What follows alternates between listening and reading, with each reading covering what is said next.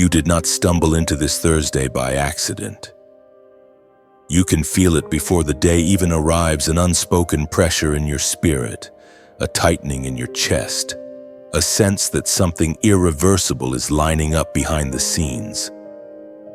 This is not anxiety, this is not imagination, this is recognition. Something ancient inside you knows that a threshold is opening, and once you cross it, there is no returning to who you used to be. Beloved chosen one, listen carefully. Stop scrolling. Heaven has slowed everything around you so this moment can land with precision. You have lived long enough sensing that your life moves in chapters, not days. You've noticed how certain moments mark you, how some seasons refuse to be forgotten because they reshaped you. Thursday is not just another page, it is a turning point. You feel it because your spirit was designed to respond when God initiates movement. Others will wake up and treat it like any other day. You won't. You can't. Something in you is already standing at attention. For a long time, you have been held back not by lack of ability, not by lack of intelligence, but by timing. You were protected from premature exposure. You were hidden while others rushed ahead, and many times, you questioned that delay. You wondered why doors closed just as you were ready to walk through them. You wondered why momentum kept stalling. But now you are beginning to understand delay was not denial. Delay was preparation. What begins on Thursday requires a spine, not just a desire. This is why resistance has been whispering lately. Doubt tried to sit beside you. Fatigue tried to convince you to settle. Distraction tried to blur your focus. The enemy never panics over people who are going nowhere. Pressure increases only when movement is imminent. And right now, movement is imminent. You are standing at the edge of something that cannot be stopped once it starts, not because you are strong, but because God has decided the time has come. You are not stepping into chaos. You are stepping into alignment. Alignment always feels uncomfortable at first because it pulls everything into order. Old habits begin to itch. Old relationships feel too small. Old thought patterns start to suffocate you. This is not loss, it is shedding. You cannot carry yesterday's weight into tomorrow's assignment. Thursday initiates separation, clarity from confusion, calling from comfort, obedience from delay. You have carried more than most. You have endured silent battles that never made it into conversations. You learned how to smile while bleeding internally. You learned how to keep moving even when motivation disappeared. That endurance was not wasted. It trained you to walk when feelings are absent. What is starting now will not rely on emotion. It will require obedience, consistency, and courage. And you have been trained in all three. There is a reason your spirit has felt restless at night. There is a reason you've been revisiting old memories and unfinished questions. God does not stir without intention. He does not awaken without assignment. This Thursday is not about excitement, it is about activation. Something that has been dormant is coming online. Something you thought you missed is circling back, but this time with authority.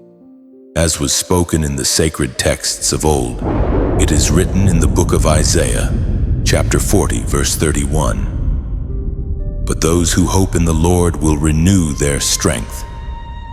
They will soar on wings like eagles. They will run and not grow weary. They will walk and not be faint. This is not poetic comfort.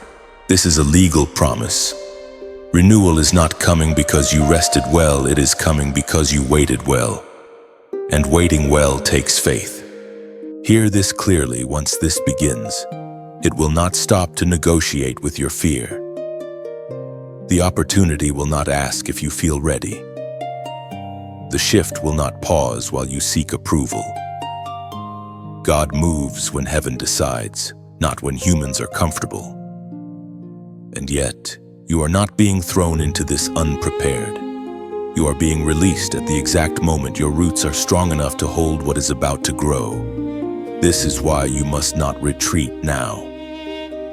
Do not do it, no matter the price. Do not shrink back into old versions of yourself just to feel safe. Safety is not your calling, and stewardship is. What is coming will require discipline, humility, and unwavering focus. But it will also bring acceleration that no human hand could manufacture. If this message is resonating in your spirit, do not ignore that witness. Respond to it. Engage with it. Like this message, share it with someone who needs confirmation, and subscribe to stay connected to what is unfolding. And as a prophetic act only once, with intention, comment 77 below to mark that you are stepping into alignment and choosing to move forward with what God is starting now. You may have noticed that as this moment draws closer, resistance has not faded, it has intensified. That is not coincidence, it is confirmation. Pressure always increases right before alignment locks in. When something cannot be stopped, it is always tested. And right now, you are being tested not because you are weak, but because you are close. Close to movement, close to exposure, close to stepping into a version of yourself that cannot pretend anymore. You have felt the weight lately in subtle ways. Your patience has been stretched thinner than usual. Small things irritate you more than they should. Old temptations reappear with new disguises. Fatigue creeps in even when you rest. These are not random attacks. They are strategic distractions meant to exhaust you before the race truly begins. The enemy prefers you tired, not defeated, because tired people are easier to convince to stop.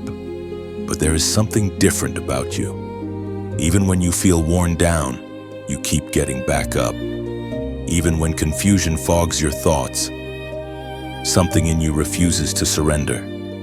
You may not always understand why you keep going, but you do. That persistence is not personality, it is calling. You were built with an internal resistance to quitting. That is why quitting never sits right with you, even when it seems logical. This is also why people have misunderstood you.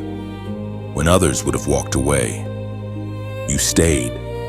When others numbed themselves, you felt everything. When others chose shortcuts, you chose endurance. And yes, that path has been lonely, but loneliness refined your discernment. It taught you to hear God without noise. It taught you to stand without applause. What feels like isolation was actually insulation. Do not misinterpret the warfare of this season. You are not under attack because you are failing. You are under pressure because you are advancing. Darkness never mobilizes against people who pose no threat. And your light, whether you realize it or not, has been disrupting things long before you were conscious of it. Your presence alone exposes what others hide. That is why some people became uncomfortable around you for no obvious reason. Light does that. There were moments you questioned yourself deeply. You wondered if you were imagining things, if you were too sensitive and too intense, too serious about purpose. You wondered if life would be easier if you just blended in. But every time you tried to shrink, something inside you resisted. Your spirit would not let you settle. That inner friction is holy. It is the tension between who you are and who you are becoming. You are learning now that resistance is not meant to stop you, it is meant to reveal you. It exposes where you are still negotiating with fear. It shows you which attachments no longer fit your future.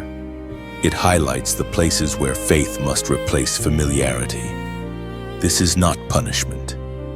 This is refinement. Fire does not destroy gold, it reveals it. There is also a deeper layer to this resistance.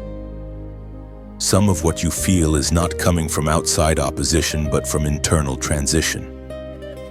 Old identities are dying. Old survival mechanisms are losing relevance. You are outgrowing the version of yourself that learned how to survive and stepping into the version that must learn how to lead. That shift is uncomfortable. Survival asks, how do I get through this? Leadership asks, who am I becoming through this? And you have been strong for a long time, stronger than people know. But now God is teaching you something more dangerous than strength: stability. Stability does not react to every wave. It does not panic when storms rise. It does not need constant reassurance. Stability knows where it is anchored. And once you are anchored, momentum becomes inevitable. This is why you must not interpret the heaviness as a sign to slow down. It is a sign to root deeper. What is starting does not need your rush. It needs your resolve. You are being trained to move with clarity, not chaos. With authority, not urgency. When the moment opens fully, you will not scramble, you will step forward. The ancient words recorded in Romans still echo today, as written in the book of Romans, chapter 8, verse 18. I consider that our present sufferings are not worth comparing with the glory that will be revealed in us. Notice the language: revealed in you, not just to you. What is coming is not external validation. It is internal unveiling. Something glorious has been forming beneath the pressure. So let the resistance speak. Let it show you how far you have come. Let it expose what still needs to fall away. You are not being crushed, you are being clarified. The pressure is not proof of danger, it is proof of destiny. And when this season breaks open, you will look back and realize the intensity was never meant to stop you. It was meant to prepare you for something that could not afford to fail. There comes a moment in every chosen life when all familiar paths disappear at once, not gradually, not politely. Suddenly, one step forward and you realize there is no road beneath your feet anymore. This is where logic collapses. This is where strategy fails. This is where your strength finally reaches its limit. And this is exactly where God prefers to work. You are closer to that moment than you think. You have been trained to look for options, exits, backup plans. You were taught to calculate risk, to measure probability, to predict outcomes. But what happens when there are no options left? What happens when the doors behind you are closed? The enemies are advancing and the future in front of you looks impossible. This is not abandonment. This is positioning. This is where the story of the Red Sea stops being history and starts becoming instruction. The people of Israel were not confused about their situation. They knew exactly where they were. Behind them was Pharaoh's army, relentless, violent, determined to drag them back into slavery. On both sides were mountains, immovable barriers offering no escape. And in front of them was the sea, deep, unforgiving, final. No bridge, no boats, no human solution. Panic made sense. Fear was reasonable. Complaining felt justified. And yet, that moment was not a trap. It was a setup. God intentionally led them there, not because he wanted to test their patience, but because he wanted to reveal his power in a way that could never be explained away. If there had been another path, they might have credited strategy. If there had been a weapon, they might have praised strength. If there had been a negotiation, they might have honored diplomacy. But a CAC leaves no room for pride. You are standing in a similar space now. You have reached the end of what you can control. You have done the praying you know how to pray. You have tried the fixing, the reasoning, the waiting, and still, nothing has moved.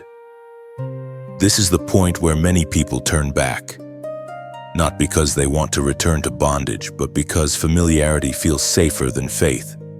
But you were not chosen to retreat. The sea did not part because the people were brave. It did not open because they were faithful enough. It opened because God decided the moment had come. All Moses did was lift his staff in obedience. The power was never in his hands. It was in God's timing. Obedience does not need to understand the outcome. It only needs to move when commanded. What you are facing right now is not meant to be solved the way you've solved things before. This is not a season for cleverness. This is not a season for manipulation or forcing doors. This is a season for standing still long enough to witness something impossible unfold. When God moves this way, there will be no doubt who did it. You may feel exposed right now, vulnerable, like everything depends on something outside your control, because it does. That is not weakness. That is alignment. Control was never your calling. Trust was. And trust is most pure when it is your only option. Notice something else about the Red Sea moment. The sea did not part until they moved forward. Not when they complained. Not when they panicked. Not when they analyzed the danger. It parted when obedience met impossibility. Forward movement came before visible evidence. Faith stepped first. The path appeared second. You are being asked to move before you see how it will work.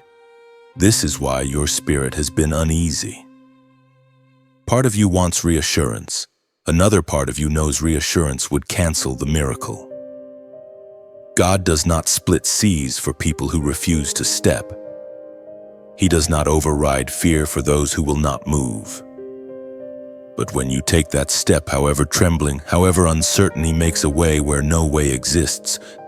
The voice of God thundered in the book of Exodus, chapter 14, verse 14. The Lord will fight for you. You need only to be still. Still does not mean passive. It means anchored. It means not running back to old solutions. It means not bowing to panic. It means trusting that the same God who led you here will not abandon you here. What opens next will not just deliver you, it will define you. Once the sea closes behind you, there is no returning to who you were. Slavery loses its grip when you see it drown. Fear loses its authority when you watch it fail. After that crossing, you walk differently. You trust differently. You remember what God can do when nothing else can. Now, here is the moment of response. If you recognize yourself standing before an impossible situation, if you know you are at the edge of something only God can open, I want you to comment, "I will trust." This is not a ritual. This is a declaration. By writing it, you are choosing movement over panic, faith over familiarity, forward over backward. You are aligning your words with what your spirit already knows. The sea does not decide your future, God does. After the sea opens and you step onto ground that should not exist, something subtle but irreversible happens inside you. You realize the miracle was never just about escape. It was about identity. Crossing changes you, not because circumstances improve overnight, but because you now know deep in your spirit that God responds when you move in obedience. And once you know that, you can never unknow it. This is the stage where your chosen identity begins to activate without asking for your permission. You start noticing shifts that are difficult to explain to others. Your tolerance for confusion drops. Your appetite for shallow conversations fades. Things that once excited you no longer hold weight. This is not boredom. This is alignment. When God activates what He placed inside you long ago, distractions lose their color and you are not becoming cold, you are becoming focused. You may also feel strangely exposed. When identity activates, hiding becomes uncomfortable. Masks feel heavy. Pretending drains you. You realize that you can no longer afford to shrink to make others comfortable. That does not mean arrogance, it means honesty. You were never meant to disappear into the background. You were meant to carry something visible, something weighty, something that requires stewardship. Activation often arrives quietly. It does not announce itself with fireworks. Instead, it shows up as conviction. You begin to feel an internal no where you once said yes easily. You feel a holy resistance to compromise. This is not legalism. This is clarity. When God entrusts you with more, He also sharpens your discernment. You begin to sense when something is off, even if it looks right on the surface. Do not be surprised if people react differently to you now. Some will be drawn closer, sensing safety and authority. Others will distance themselves, unable to articulate why your presence feels uncomfortable. This is not because you changed personalities, it is because you changed frequencies. Light does not argue with darkness, it simply exposes it. You may be tempted to apologize for this shift. Don't. What is activating in you is not ego, it is assignment. And assignments require boundaries. You cannot carry purpose while dragging unnecessary weight. God is teaching you how to say no without guilt, how to walk away without explaining yourself, how to remain kind without being accessible to everything. This phase can feel lonely if you misunderstand it, but it is not isolation. It is calibration. Before a vessel is used publicly, it is tested privately. Before authority is exercised outwardly, it is anchored inwardly. You are learning how to hear God above noise, how to stand firm without applause, how to obey without immediate reward. These are not small lessons. They are foundational. There will be moments when you question whether you are imagining this activation. You will wonder if you are reading too much into your restlessness, your hunger for depth, your dissatisfaction with normal. But hear this clearly, normal was never your destination. Normal is for those content with repetition. You were designed for impact, and impact requires change. According to what is revealed in the book of Proverbs, chapter 20, verse 24. A person's steps are directed by the Lord. How then can anyone understand their own way? This is why full clarity is not given up front. If you understood everything at once, you would rely on understanding instead of trust. God reveals just enough to keep you moving, just enough to keep you dependent, just enough to keep you aligned. Activation also brings responsibility. You are becoming aware that your choices matter more now, not just for you, but for others connected to you. What you tolerate, you teach. What you model, you multiply. This is not pressure meant to crush you, it is honor meant to refine you. God does not place weight on weak foundations. The very fact that you feel the weight means you can carry it. You are not late. You are not behind. You are not disqualified because of past mistakes. Activation does not erase your story. It redeems it. Everything you endured becomes material God uses. Pain becomes wisdom. Failure becomes discernment. Waiting becomes patience. Nothing is wasted once identity is aligned. As this message reaches you, I want to speak plainly. If these words are resonating, it is because something in you recognizes truth. That recognition matters. If this message has helped bring clarity or confirmation, take a quiet moment to respond by liking it, sharing it with someone who may be standing at a similar crossroads, and subscribing so you stay connected as this journey continues. Not out of obligation, but out of alignment. What is unfolding now is not random. It is intentional. You are not becoming someone new, you are becoming who you always were. Before fear, before delay, before compromise. Activation has begun, and once identity wakes up, it does not go back to sleep.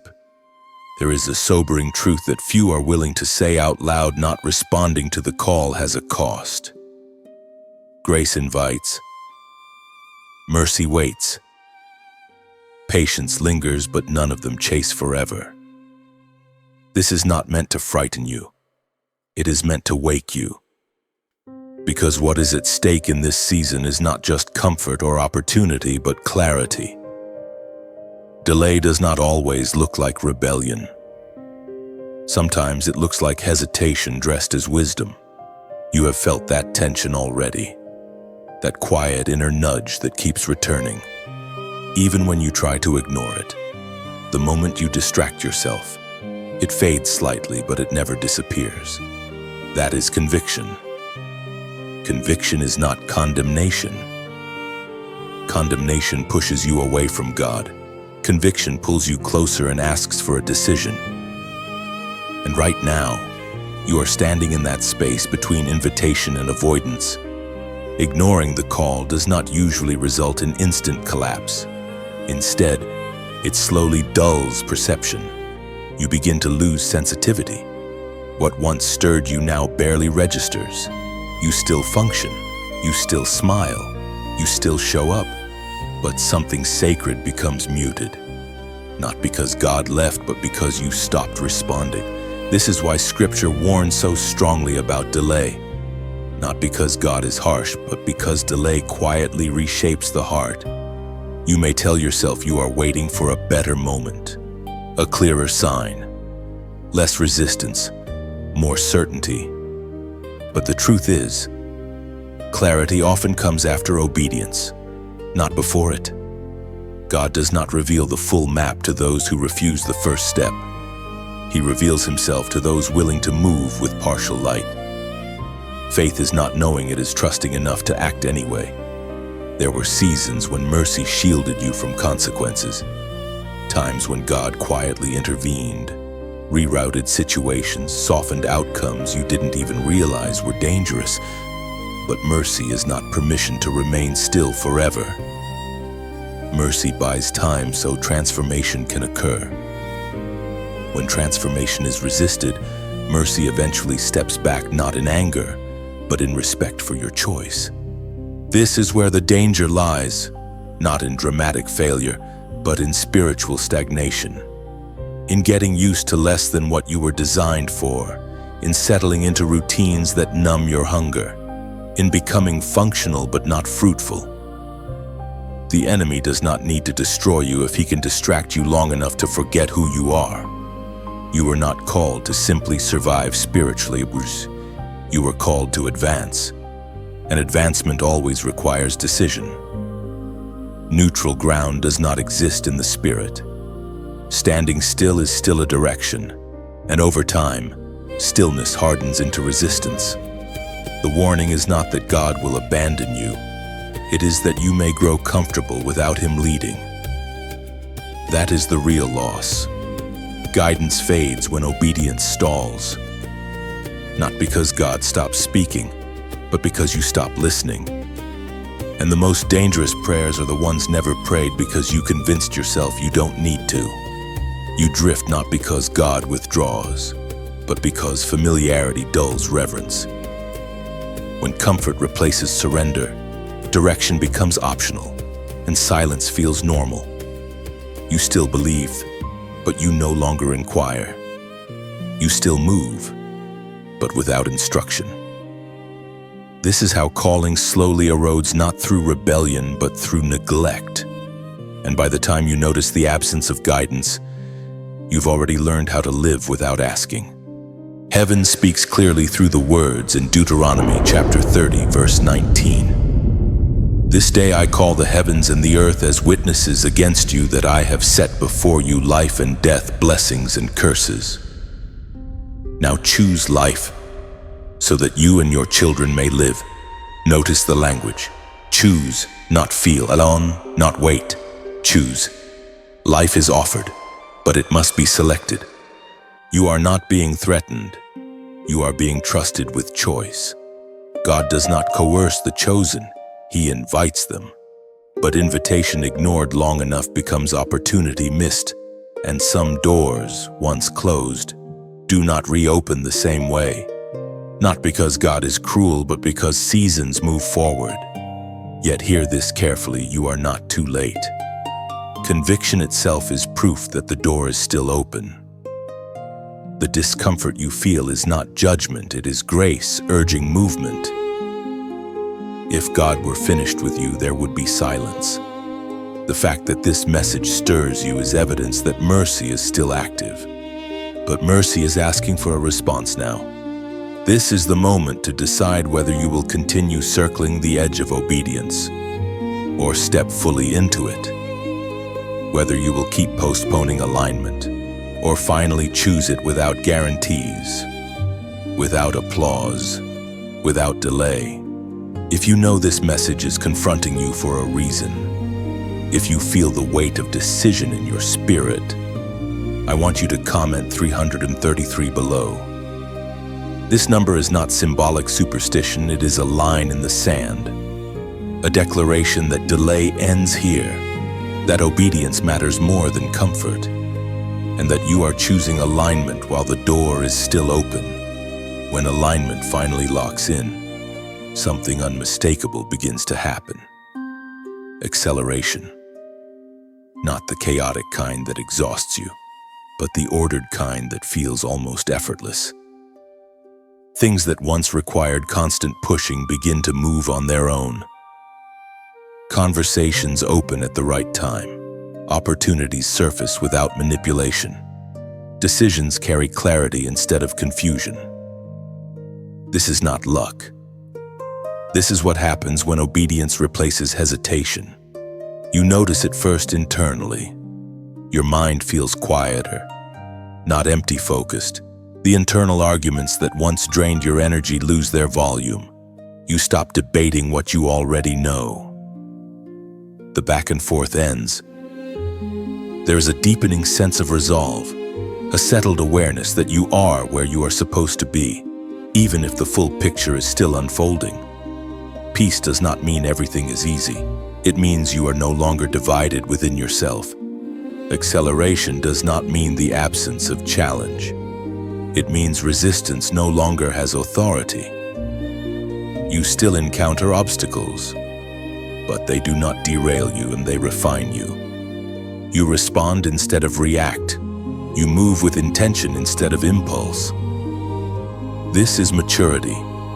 This is what happens when alignment stabilizes your foundation, momentum becomes sustainable. You also begin to recognize how much energy was previously wasted on misalignment.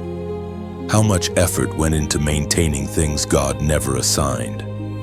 How many prayers were actually negotiations. Now, your prayers sound different. They are simpler, more honest, less performative. You ask fewer questions because you trust more deeply. Trust shortens the distance between instruction and action.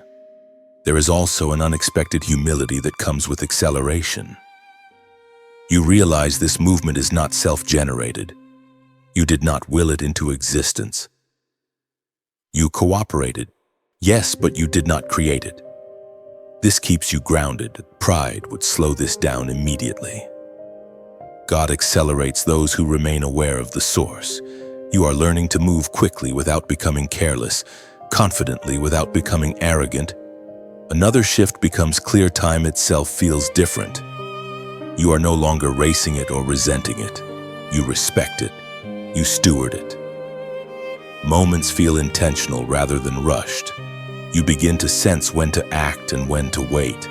Not because of external cues, but because discernment has sharpened. Alignment trains your instincts. You no longer need constant confirmation from others to trust what God has already spoken. Acceleration also exposes anything still out of order. Misaligned relationships feel heavier now. Compromises that once seemed small feel intolerable. This is not judgment, it is incompatibility. What is moving forward cannot drag what is stagnant. God does not always remove things forcefully. Sometimes He simply speeds you up until what cannot keep pace falls away naturally. You may feel a quiet grief during the shedding. Not because those things were bad, but because they are no longer yours to carry. Let that grief pass through you without resistance. It does not mean you made the wrong choice. It means you are human. Even necessary endings deserve to be honored before they are released. One of the most powerful signs of true acceleration is consistency. Not excitement, not emotional highs, but steady obedience. You show up even when no one is watching. You follow through even when praise is absent. You remain faithful even when progress feels slow for a moment. This kind of consistency is rare and heaven responds to it quickly. You also begin to see how God redeems time. What once felt delayed suddenly makes sense. Skills you learned in obscure seasons now have purpose. Lessons from painful chapters become tools for present responsibility. Nothing was wasted. Acceleration does not erase the past, it repositions it. Everything converges. The Spirit spoke through the prophet Jeremiah, as written in the book of Jeremiah, chapter 29, verse 11. For I know the plans I have for you, declares the Lord, plans to prosper you and not to harm you, plans to give you hope and a future. This verse is often quoted but rarely lived. Living it requires surrendering control of the timeline. Prosperity here is not speed alone, it is alignment that produces lasting fruit. You are beginning to understand that acceleration is safest when it flows from obedience. Anything rushed outside alignment eventually collapses. But when God advances you, He also sustains you. You are not running ahead of Him. You are moving with Him. That makes all the difference. This season is teaching you to trust momentum without idolizing it. Movement is a gift, not a god. Your identity is not found in how fast things progress, but in who you are becoming as they do. And who you are becoming now is someone anchored, disciplined, and clear. You are no longer preparing to move. You are moving, quietly, intentionally, irreversibly. And the ground beneath your feet is holding not because it is familiar, but because it is ordered by God. You are now standing in a place few ever reach, not because you are better, but because you stayed. You endured the confusion, the waiting, the pressure, the pruning. You did not turn cynical when answers delayed. You did not harden when misunderstanding followed you. You kept your heart soft in seasons that tried to make you sharp. And because of that, something has settled on you now: authority. This is not loud authority. It does not need to announce itself. It is the kind that rests naturally on those who have been tested and refined.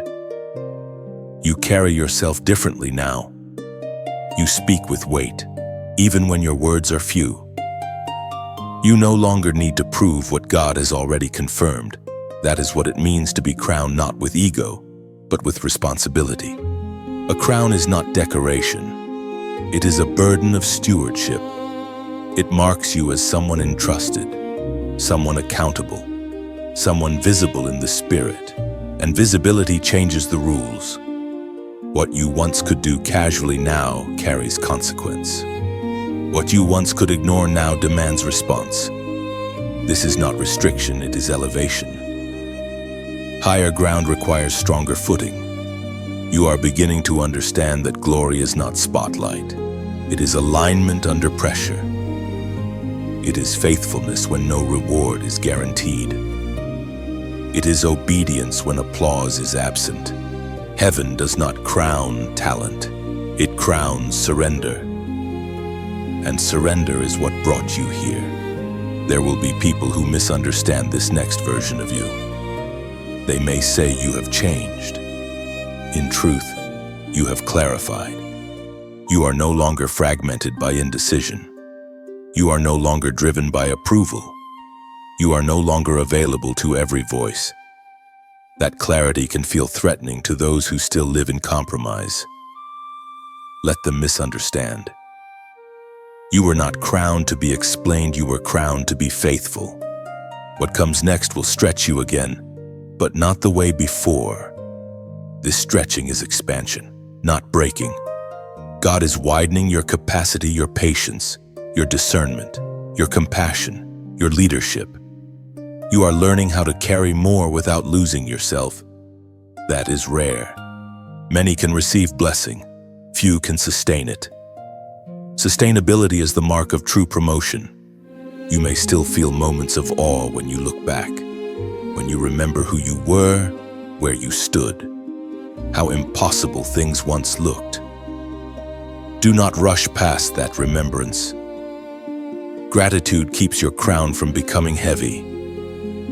Remembering where you came from protects you from pride and keeps your compassion intact. As Jesus himself declared in the Gospel of Matthew, chapter 5, verse 14. You are the light of the world. A town built on a hill cannot be hidden.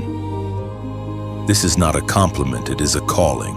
Light does not choose visibility, it accepts it. And with visibility comes responsibility to remain pure, to remain anchored, to remain obedient. You are not meant to retreat into obscurity now. You are meant to stand where God places you, without shrinking and without striving. Light does not compete. It simply shines.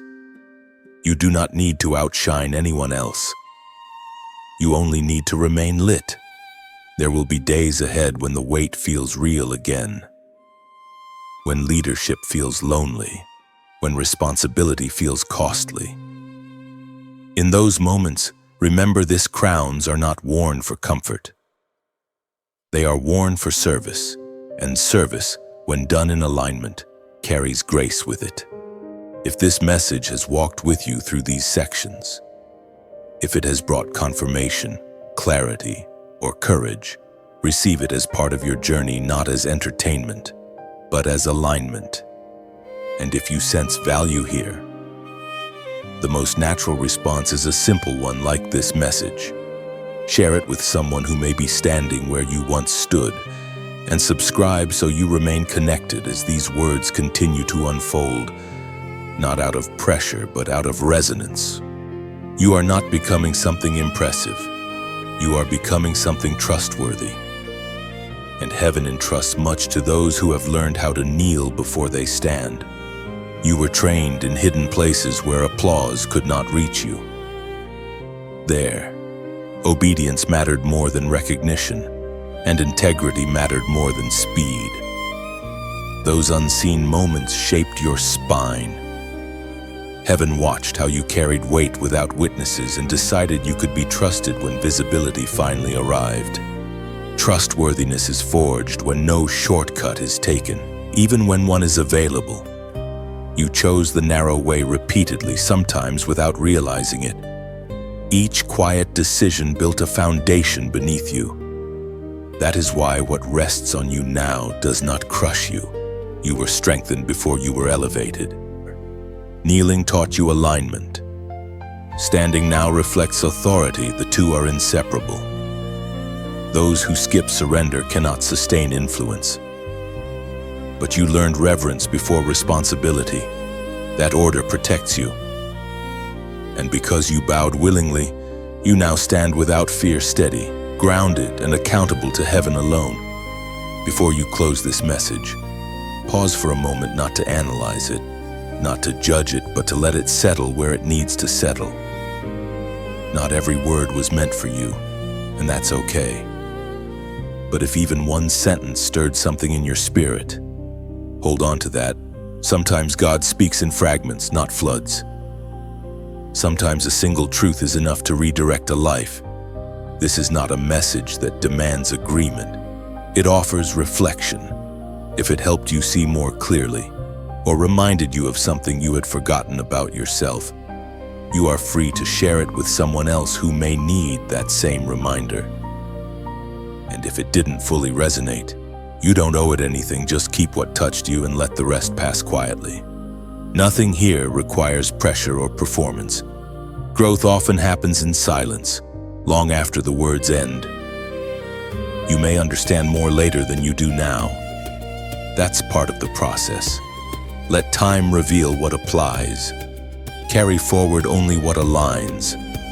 Release what doesn't. The journey continues whether this message stays with you or not. And whatever you choose, may wisdom guide you, may clarity meet you, and may you walk forward without haste, attentive to what unfolds next.